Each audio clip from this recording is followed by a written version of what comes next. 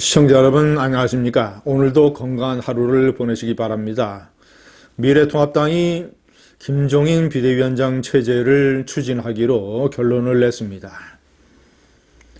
만약에 김종인 위원장이 주장하는 대로 시기를 정하지 않고 전권을 그가 갖게 된다면 그는 대통령 선거를 준비하는 이 어떤 이 사전의 전국에서도 상당히 영향력을 발휘할 것으로 보입니다. 그런데 그가 과연 미래통합당을 살릴 의지가 있는지, 그만큼 애정이 있는지, 능력이 있는지, 참신한 혁신이 그의 손으로 가능할지 많은 회의의 시선이 있습니다. 그는 사실상 민주당 비대위원장을 맡아서 민주당을 총선에서 압승하도록 이끌음으로써 문재인 권력이 탄생하는 데에 중요한 기반을 마련했던 인물입니다. 그가 어떤 가치관으로 민주당을 그렇게 살려냈는지, 그는 정말이지 민주당이 지향하고 있는 좌파적 이념에 어느 정도나 동조를 하는 것인지 그런 정체를 분명히 밝힌 적이 없습니다.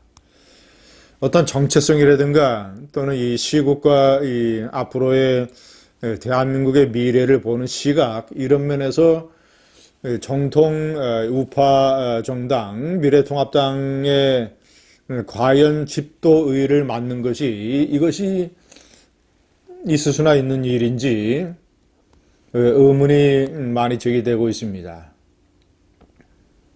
미래통합당의 문제는 지난번 4.15 공천의 공천 파동 속에 압축되어 있습니다. 만약에 제가 여러 번 강조합니다만은 지역구 득표에서 42%를 얻었습니다. 이 좌파 세력은 53%, 우파 세력은 42%, 미래통합당이 41.5%입니다. 그 중에서 거의 전부 다 통합당 세력이었죠. 자, 그러면 표차가 11%포인트. 만약에 코로나 사태가 없었더라면 5%포인트가 줄어들고, 양쪽으로. 그리고 만약에 통합당의 공천 파동이 없었더라면 또다시 5%포인트. 10%포인트가 이쪽으로 왔더라면 우파가 52%, 좌파가 43%. 이번 총선은 통합당이 압승할 수 있었을 겁니다. 그렇게 하지 못한 데는 5%포인트의 중요한 책임, 이 공천 파동이 이 중심에 자리 잡고 있는데, 권세진 월간조선 기자가 월간조선의 공천 파동의 내막을 나름대로 취재를 해서 보도했습니다. 전체적인 윤곽은 저희가 보는 시각과 그리고 알려진 것과 크게 틀리지 않다고 생각합니다. 제가 오늘 그 중에서 월간조선의 권세진 기자 기사를 분석을 해서 우리가 핵심적으로 다시 상기해야 될 포인트는 무엇인가? 지금 미래통합당의 권력 구조적 어떤 내홍과 고질이 어디에 있는가? 제가 그렇게 비판을 하는 현대자동차와 삼천리 자전거의 통합이 되어야 되는데 90대 10의 통합이 되어야 되는데 완전히 삼천리 자전거가 중심부를 많이 먹어버렸다. 거의 뭐 4대 6대 4나 아니면 5대 5나 이런 식의 통합이 되어버렸다. 사실상 이것을 여러 면에서 제가 정리를 해봤습니다. 1번 통합파의 도약. 지금 현재 지난번 공천 파동의 핵심은 통합파, 그러니까 친이명박계, 그 다음에 바른미래당에서 갈라져 나왔던 유승민계, 그리고 이현주의 전진 4.0 신당파, 그리고 바른미래당의 또 다른 자녀 세력이었던 안철수계. 안철수는 미래통합당의 통합에 직접적으로 관여하지는 않았지만 지역구 후보를 내지 않음으로써 간접적으로 미래통합당을 지원했습니다. 이런 세력의 집중적인 도약, 반면에 이런 세력의 도약에는 대표적인 친이계의 정치 기술자 박형준, 이명박 대통령 정무수석 출신이고 중도 실용파의 대표적인 인물이죠. 광우병 사태 이후에 이명박 정권의 중도 실용 노선 전환을 주도했던 박형준, 박형준 공동선대위원장과 김형호 대표적인 친이계입니다. 이명박 정권 때 국회의장을 맡고 하여튼 대표적인 친이계 인물 김형호, 박형준의 합작품이다. 황교안 대표는 김형호 공천관리위원장을 영입을 했지만 그에게 부탁을 해서 공천권을 맡겼지만 김형호에게 사실상 당했다. 당대표가 공천관리위원장, 공천심사위원장을 영입을 하고 그에게 공천권을 줄 때는 100% 주는 게 아니라 중간에 사무총장, 자신 계파의 사무총장을 공천관리위원회의 핵심 인물, 파워풀한 인물로 박아 넣음으로써 전체적으로 당의 조화로운 공천이 이루어지도록 해야 되는 것입니다. 그런 점에서 황교안 대표의 대리인이었던 박완수 사무총장이 너무 영향력이 약했다.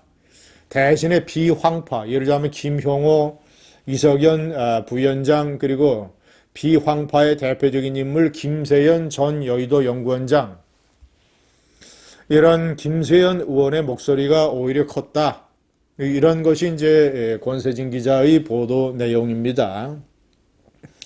황교안 대표는 수세에 몰려서 제가 조금 전에 설명해드린 통합파에게 많은 것을 내줬다가 나중에 반격에 들어가서 몇몇 군도를 공천을 번복을 해버립니다. 그런데 이것이 대표적인 공천 파동으로 비치게 되는 것이죠.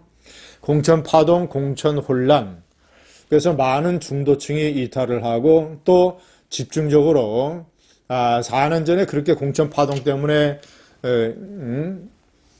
완전히 패망을 하더니 또 공천 파동이냐라고 해서 전통적인 보수 지지층 중에 상당수가 외면을 하는 이런 결과를 낳고 말았습니다.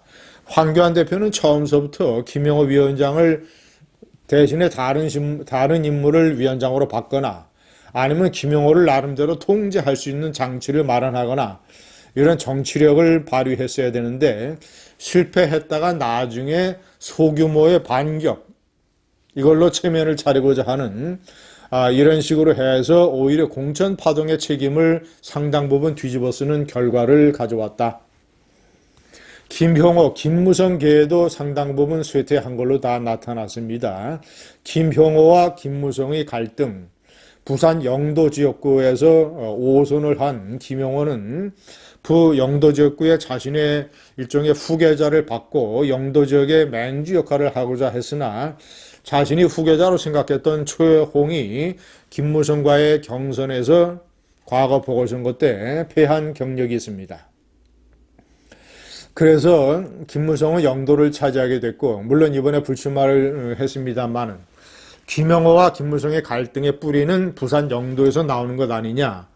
그래서 김영호가 이번에 자신의 정치적 양아들이라고 불리우는 자신의 오랜 후원자였던 최홍 ING 자산운용 대표를 강남을이라고 하는 미래통합당의 노른자 위에 공천 신청도 하지 않은 인물을 완전히 자신이 사천으로 자신의 이익만을 위해서 당의 절차와 상식과 합리를 무시하고 강남을에 박았던 것이 대표적인 공천 파동이었다. 이 미래통합당, 자유한국당, 이 보수정당을 하는 사람들의 의식은 시간이 지나도 결코 변하지 않는구나. 저런 식의 완장만 차면 자신의 호주머니 이익을 위해서 그저 공천이라고 하는 것을 저런 식으로 완전히 공깃돌처럼 취급을 해버리는구나 라는 많은 이 정상적인 국민들에게 실망을 준 것이죠.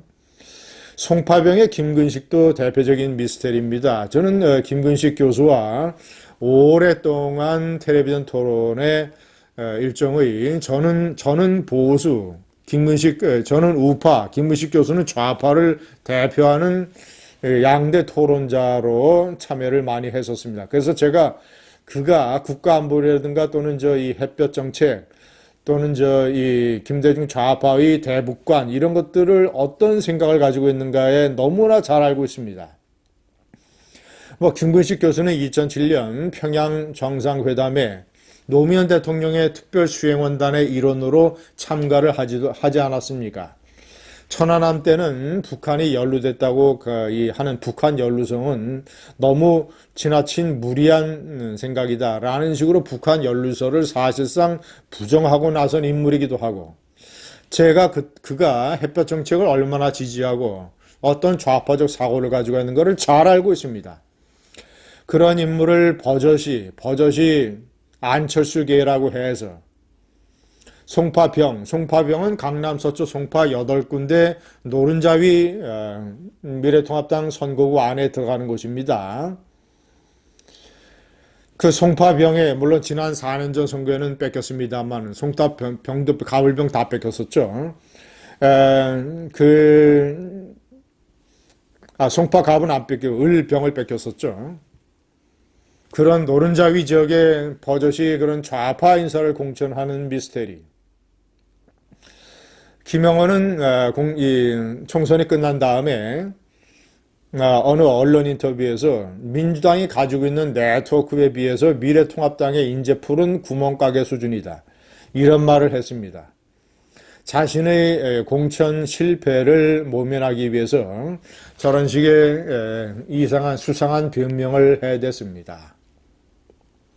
그러나 시청자 여러분, 미래통합당의 인재풀은 민주당보다도 더하면 더했지 못하지 않습니다. 많은 살아있는 사람들이 증명하고 있지 않습니까? 많은 공천을 받지 못한 사람들이 증명하고 있지 않습니까? 이것이 다시 되돌아보는 씁쓸한 공천 파동의 내막이었습니다. 감사합니다.